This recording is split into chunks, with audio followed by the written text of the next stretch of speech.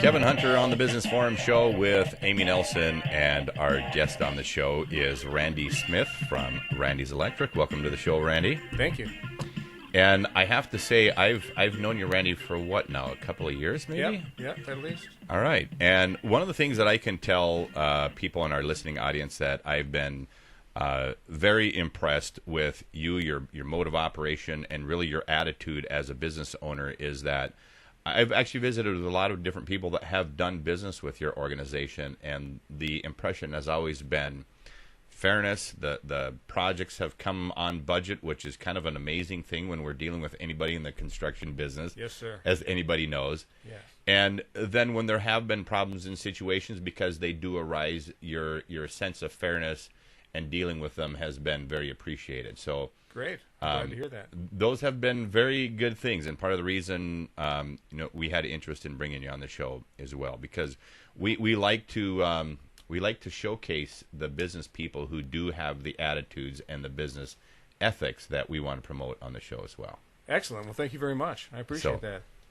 Anyway, Randy, start off by explaining a little bit about what you do with your organization and really kind of what your primary area of service is. Okay. Randy's Electric is focused on providing excellent service to consumers. We don't do a lot of work with contractors. Mm-hmm. We like to work with homeowners directly, and small business owners as well. Because what we do is we show up for $49 to your place, whether it's a house or a place of business, and see exactly what you want to have done. Mm-hmm. And now you're talking to the person who's actually going to do the work. Mm-hmm. You're not talking to a salesperson.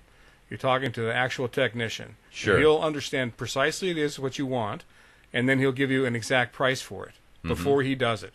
Mm-hmm. And you agree to the price before we do it. So we take the risk in that. You know ahead of time what's going to happen. And then he's prepared to go ahead and do the job right there on the spot. He's got the stuff in his truck to accomplish it, and if he doesn't, we'll make sure that he gets it so that he's able to take care of it right then and there. So this $49 that you're referring to, this is for, if somebody should have some issue come up in their home or whatever, and they call you, and Randy's Electric comes out, it's a $49 charge to have you come out, do the inspection on the home, tell them what needs to be done, and as you just illustrated, you give them a estimate right on the spot, and they can elect to do the work or not. That's correct. Yeah, $49 gets you a professional electrician who's licensed journeyman. We're all background checked, we're drug tested, we're professional electricians. We're not construction electricians. As much as I love those guys, they're not. Sometimes people feel uncomfortable with them in your house. So I make sure that the guys that I employ are excellent with customer service. Well, you do bring a really good point up, though, because I'm quite familiar with the so-called construction electrician. Yeah. And most of these guys are working in buildings that are not occupied. They're new construction. People aren't around. They don't have to deal with the homeowner. Right. And so they're used to not having to deal with somebody. That's correct. So they just come in and plow through and get the job done that they think needs to be done. And They may not be people, though. Yeah, I was just going to say, we just did a build-out for our business last year, and I would go visit sometimes and see the progress, and it was very interesting that they didn't usually want to talk to you, or you would walk in and, you would see cigarettes all over the place, or, it was that mentality that, it's going to get clean anyway, we don't care what happens now, That's really true. And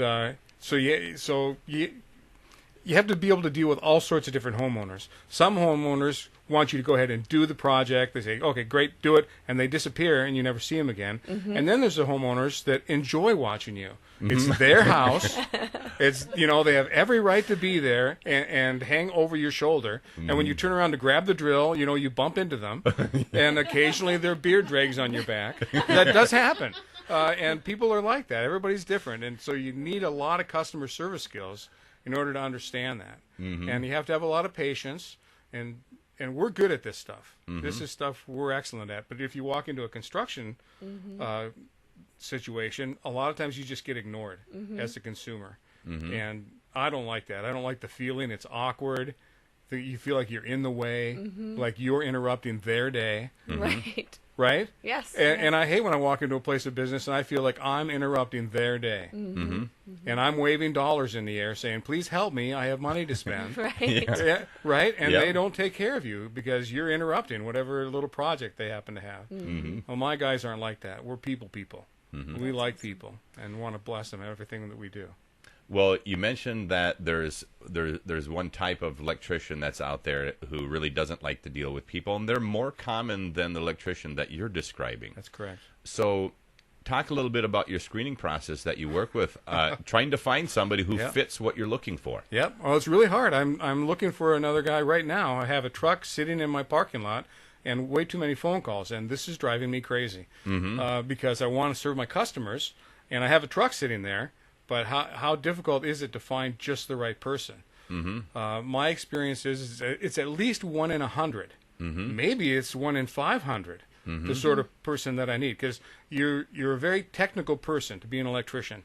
Electrical is one of the most detailed and governed by law and code and technical aspects of construction, apart from being like an engineer.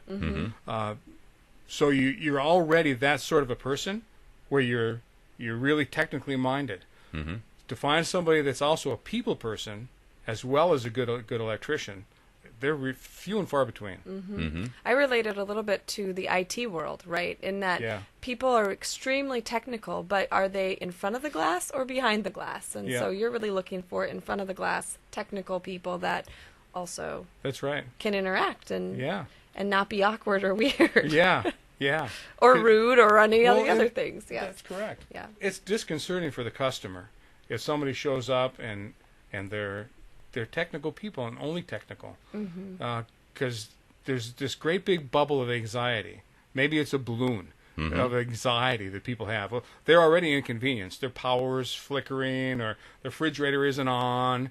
You know, they plan on going to work, and now they're just delayed, and it's already an anxious time. So then you send somebody who's really gruff and not, you know, and not a people person, and perhaps not uniformed, and they can destroy the social situation. And even though they may be the most technical, excellent electrician in the world, they don't come off that way to the consumer, because the consumer can't tell that. They only can tell how the guy makes them feel. Yes.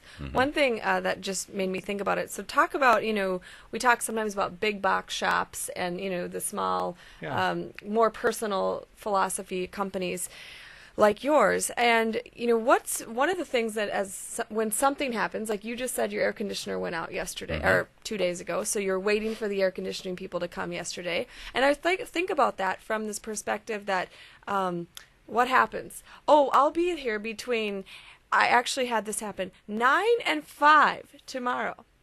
Oh, okay, thank you for making me take off the whole entire day, right, to deal with my power issue, my electricity, or whatever the situation is. So what is your kind of, hopefully you don't say this, that it's 9 to 5 after I just tell that story.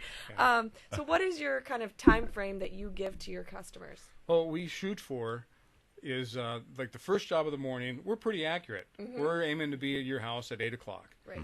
And so that, and we're pretty accurate. You have to give an hour or so window because sometimes something happens in traffic. But then the next window is somewhere between, say, 10 and noon. Sure. Or 11 and 1. And then the third one, we don't like to start jobs much later than 2. Sure. Because we still have to do something while we're there. But, you know, so somewhere between 1 and 3 we're going to be showing up. And I'm trying to hire a guy now who could do evenings and weekends. Yes. Because this is another big thing for consumers. Yes. And we'd like to be able to offer that. So we usually try to give a 2-hour window, and most of the time, we can nail it. Occasionally, we can't. But there's enough guys going now, and the people who answer the phone are good enough at juggling, because life's a juggle for us. This is the most difficult job in the company, is answering the phone and scheduling the customer. And right now, for our bigger stuff, we're booked out for 3 weeks. Wow. Which is too long. And you know what? It's far easier on that initial interaction with a customer too, especially somebody who has kind of an emergency situation, or so they at least believe on their end. And it's really easy to say, okay, well, we'll try to have somebody out there by 1 o'clock, when realistically that's not going to happen until like 2 or 3. Yeah. And these are people who are literally going to blow up at 1:05.